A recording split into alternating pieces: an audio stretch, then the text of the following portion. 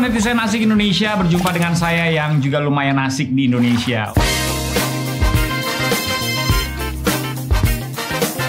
Saya punya kesempatan untuk membagikan apa yang dinamakan dengan etika. Etika, ini bukan menyapa teman kamu yang bernama Tika, tetapi etika itu adalah sesuatu yang sudah muncul dengan sendirinya dalam kehidupan kita bermasyarakat. Misalnya kalau kita berkomunikasi dengan orang, kita perlu kesantunan. Nah, etika itu berbicara soal kesantunan. Kita tidak mungkin masuk ke dalam rumah orang tanpa permisi dulu. Kita tahu kesantunan itu diperlukan supaya kita bisa menghargai orang lain, kemerdekaan dan kebebasan orang lain. Makanya, dalam sosial media, di mana kita semua sekarang sudah bermain sosial media, perlu juga ada etika untuk menjaga keramahan, kedamaian yang ada di sosial media. Siapa yang setuju bilang setuju? Cakep. Oke, saya akan membagikan 5 etika paling tidak yang perlu kita miliki ketika kita bermain sosial media. Yang pertama, yang perlu kita ingat pertama-tama sebelum kita membagikan sesuatu adalah kita harus memilih, melakukan sebuah penelitian, membaca ulang.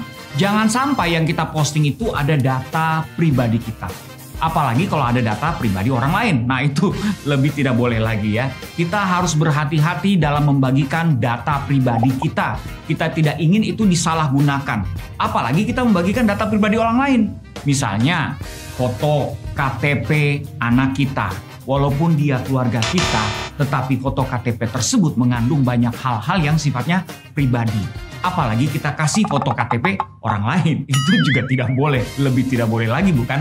Jadi nomor 1 itu, kita harus berhati-hati terhadap apa yang kita posting, terutama apa yang terkandung di dalamnya. Jika itu ada data pribadi atau sesuatu yang seharusnya dirahasiakan, jangan diposting. Oke? Itu etika yang pertama. Etika yang kedua, maaf, jarinya kelebihan. Etika yang kedua saya mau beri judul keripik. Wih, ini bukan ngomongin makanan ya, ini ngomongin singkatan, yaitu pengguna sosial media harus memiliki sikap kritis dan juga harus mau berpikir sebelum sharing kontennya. Kita hidup di mana di era banyak sekali berkembang berita-berita hoax, disinformasi, misinformasi. Kita tidak ingin turut menjadi penyebar, bukan?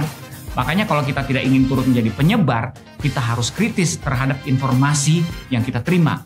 Harus melihat sumbernya, harus memperhatikan bahasanya. Apakah ini valid atau tidak?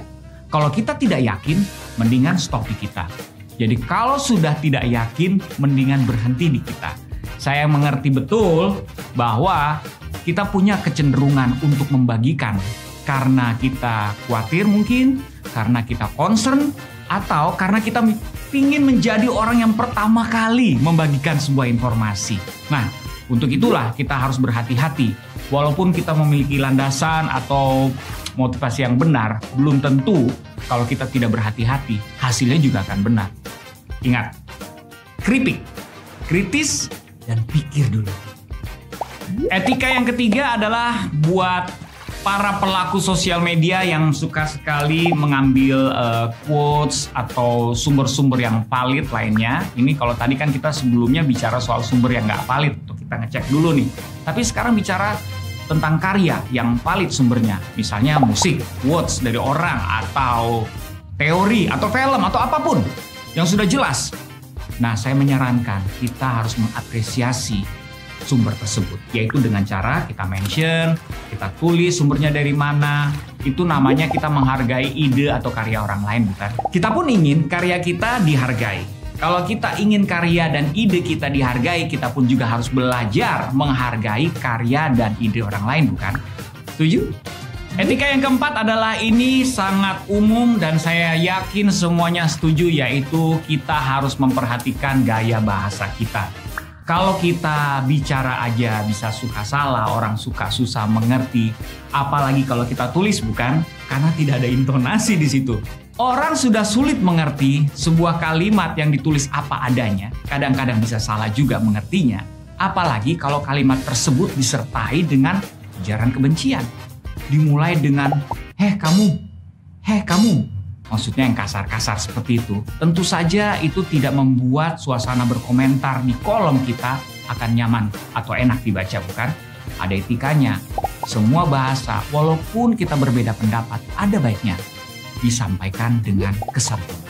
Yang kelima, ini saya menyarankan dan saya percaya ini bisa menjadi sebuah etika yang baik kalau kita membuat akun sosial media dengan sebuah kejelasan. Saya tidak berbicara soal data pribadi yang harus dibagikan, tetapi penting sekali untuk menjelaskan keberadaan kita paling tidak dengan gambar. Kenapa demikian? Karena sekarang banyak sekali akun-akun palsu, akun-akun anonymous. Wah, bahasanya sulit banget ya, yaitu yang tidak dikenal karena gambarnya bukan dirinya, tidak pernah posting sesuatu yang berhubungan dengan dirinya, atau bahkan tidak pernah posting sama sekali, tetapi ikut komen di mana-mana menyebarkan kebencian. Nah, itu harus kita waspadai. Kita tidak pengen menjadi akun yang seperti itu. Kita jaga sama-sama etika di sosial media. Itu dia kelima tips saya untuk etika di sosial media.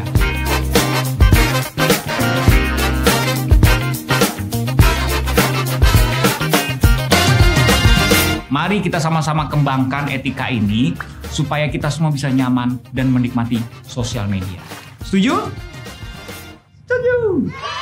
Itulah dia 5 etika dalam bermain sosial media. Ingat ya, karena saya percaya kalau kita sama-sama mengembangkan etika seperti ini, kesantunan seperti ini, kita justru bisa membuat suasana bermain sosial media lebih nyaman lagi, lebih asik lagi, lebih seru lagi. Iya nggak sih? Dan membersihkannya dari segala kebencian.